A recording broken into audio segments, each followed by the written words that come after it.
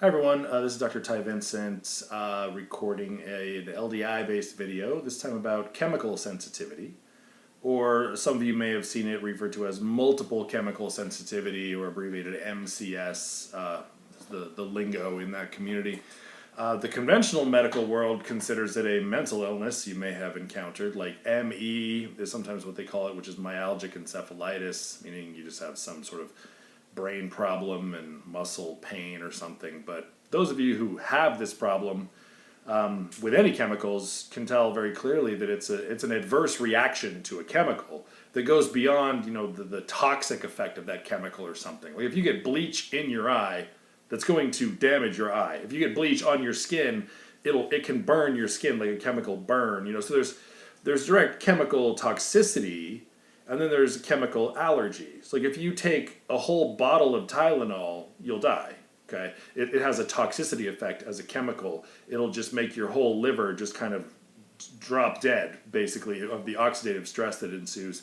But if you take one Tylenol and you end up getting a itchy red rash, or you get a crushing headache when you took it to treat a headache, for example, or some adverse effect from a single dose like that, then you have an allergy to Tylenol. Right? And we know that drug allergies are real. Every doctor admits that drug allergies are real, and drugs are chemicals. And yet many doctors, most conventional doctors, don't believe that chemical allergy is a thing, which is bizarre. Like if you know that you can be allergic to drugs that are chemicals, and if you were to put a Band-Aid on your skin and then break out in a horrible rash underneath it, be like, oh, you're allergic to the adhesive. They're okay with that. And if they put suture in you with some sort of suture material and you have this really gnarly, rash and skin reaction to it, then they believe that you're allergic to the suture material. But for some reason, if you say, you know what, if I get around Lysol or Pine Sol, I get heart palpitations and dizziness and I have a panic attack and I feel like I can't breathe, they think that's a psychiatric reaction, which is ridiculous. I myself had chemical sensitivity issues for a number of years until I started using LDA. To correct them. And I would give massive credit to Len McEwen, who developed EPD around 1960 with a chemical mixture, and then Dr. Schrader adapting it to the United States with a local domestic producer and making the LDA antigens with the chemical and formaldehyde mix. Those worked great. They worked really well for most people with chemical sensitivity issues. It really did. There was always a group of people that they didn't quite work for, either because those mixtures are too limited in scope, not very many chemicals were included in them, or just because it was a single fixed dilution that just didn't work for everybody. Those are the limitations. And with the chemical mixture that I developed, same kind of limitations. I mean, it doesn't have every chemical in the world in it, so maybe you're sensitive to something I didn't put in the mixture. And there's a range of dilution that we have possible based on how I made the mixture, so it's not going to work for everybody either. But if you have actual chemical allergies or chemical sensitivities, what you experience is that when you're exposed to a certain chemical, whether it's an airborne, you smell it, or if you have to get it on your skin for it to cause a reaction, whatever. If you have a symptomatic response to some kind of man-made chemical, then you have chemical sensitivity.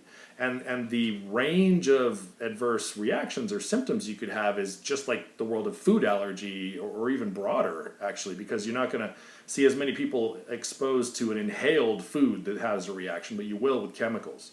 A lot of people say when they go down the detergent aisle at the grocery store, they have certain symptoms come on. A lot of people will say, perfumes or fragrances, car air fresheners, whatever. For some people, it's a lot of cleaning sprays and cleaning chemicals, or maybe it's paint or lacquer or varnish or maybe it's new textiles like clothing or furniture that have formaldehyde outgassing and other things from them, flame retardant chemicals and things like that. Or maybe it's just car exhaust, cigarette smoke, things like that. You have to be careful looking at something like cigarette smoke or some other thing that has a lot of irritant potential and particulates in the air, because they can give you, breathing irritation of your eyes, nose, lungs, simply because there's smoke. I mean, you're not supposed to breathe smoke. So sometimes people say, oh, I can't handle smoke, it makes me cough. Like, well, that's normal. That's not an allergy. So when I talk to people about their chemical sensitivities, I try to find out if you have specific key individual chemicals that cause predictable and hopefully unique or different symptom reactions depending on the different chemicals. And then we know exactly what to test you with going forward, right? So if you do have chemical reactions like that, many of them or just one of them, it's ideal if you can come up with a short list or a comprehensive list, whatever, of certain chemicals that you know always give you certain reactions. Make sure you have samples of those chemicals at home or somewhere you can easily access. Because every time we give you an LDI dose for the chemical mixture, 6 or 7 days later, you need to test yourself. You need to intentionally expose yourself to some of these test chemical items and see if you still have the same symptoms. Now, that's important to note that I mean physical symptom reactions. If you smell the certain chemical that has made you sick for years and you have a visceral, psychological, emotional kind of reaction to it and an urge to run away, that doesn't count, it turns out. That's not the symptom reaction.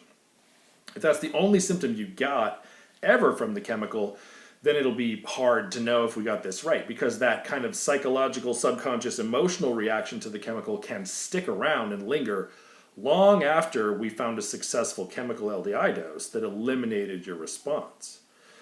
So I try to caution people, having that emotional reaction and then running away from the chemical before they can determine if it actually caused any physical symptoms or not. When you do your testing, you have to actually stick it out and see if you get the headache or the burning eyes or the coughing or the wheezing or the burning in your mouth or whatever it is that you normally get. As soon as you see those physical symptoms begin, by all means, get away from the chemical. You don't have to wallow in it.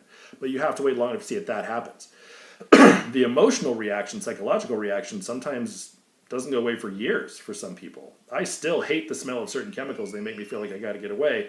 But if I'm being honest with myself and I hang around, they don't make me sick, There is a system out there called DNRS, which stands for Dynamic Neural Retraining System, developed by Dr. Annie Hopper, PhD. And her system is all about reprogramming that, subconscious brain response you get to chemicals, but also other kinds of allergens and whatnot. And I've had patients over the years who we couldn't really tell if the chemical LDI dose was working for them because they have such a strong psychological and emotional response to exposure that they would have to do DNRS first, get that part under control so that they can really have clearer perspective on the physical reactions that they get, and then we can see if we can get rid of those with LDI. So sometimes both of those things work together for people.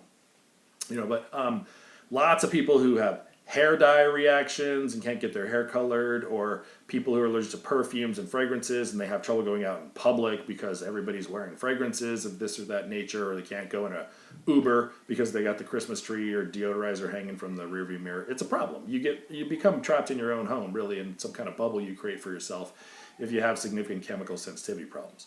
So the LDI mixture that I made to treat chemicals, I went around and collected myself in a jar, which I still have, and it's nasty, it's scary, a jar of just all the chemicals I could get my hands on. Our household, which it was surprised how many chemical substances we had at our own household. And then I went through Home Depot and Lowe's and Target, and I just went around and kind of poured little samples of all the chemicals I could open and get my hands on at the store.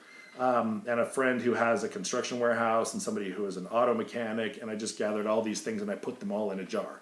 Certain textiles that we had, and pennies and paper clips and cheap jewelry, because the chemical mixture often works for metals contact sensitivity as well. Like if you react where the button on your jeans touches your skin, or cheap jewelry or a watch or whatever that has nickel or other common metals in it, it usually works for that too. It also tends to work for EMF sensitivity, electromagnetic fields. Like if you notice you get certain symptoms around your computer, or your alarm clock, or fluorescent lights, or the television set, or a cell phone, or some other particular EMF frequency, for reasons that I can't really explain, the chemical mixture, mine, and also the prior LDA chemical mixture, tend to eliminate EMF sensitivity. I don't know why. So, I guess there are a lot of people out there that have this problem. Maybe you don't, whoever's listening to this. Maybe you know somebody who does. Maybe you know somebody who has always told you the chemicals bother them and you just didn't believe them. Anyway, you might send this to them and they can look into it and see if it makes any sense for them, because it's a very debilitating problem if it's bad. You can't really go out and do anything, not with any real success. And we have, I would say, all comers, at least 80% success with chemical sensitivity reactions. It's not 100, but it is definitely a significant majority of people that we're able to fix that for, if we work through the process. I think what else I would tell you is that it's very important, like I said, to have key test substances that will work If you know them ahead of time before we have our conversation, that's great. I can write them down. We know which ones we're working with. And then you have to get a sample of them to use for testing going forward. So many of our chemically sensitive people, I tell them, okay, in a week you need to, test yourself with some exposure. And then they tell me, oh, I'm not around chemicals. I don't have any in my home.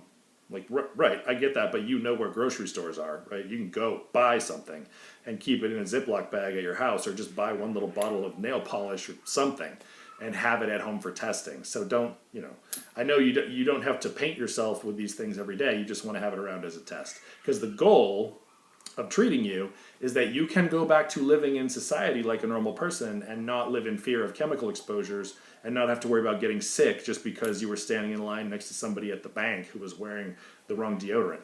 Okay, you can live a normal life. Doesn't mean you have to go back to buying chemicals to have in your house. I don't care about that. But work with me here. So it's an interesting process. It's very scientific to go through. Anybody with any kind of allergy, you have a known trigger, and then we take a dose, try the exposure, take another dose, try the exposure. We can figure it out if it's going to work or not fairly easily, actually. So there's a lot of you out there. Thousands and thousands and thousands of Americans are trapped in their own homes because of this, and maybe you don't have to be. So anyway, if you think it might help, or somebody you know, let them know that this is something they might try, and we'll see what we can do. Thanks.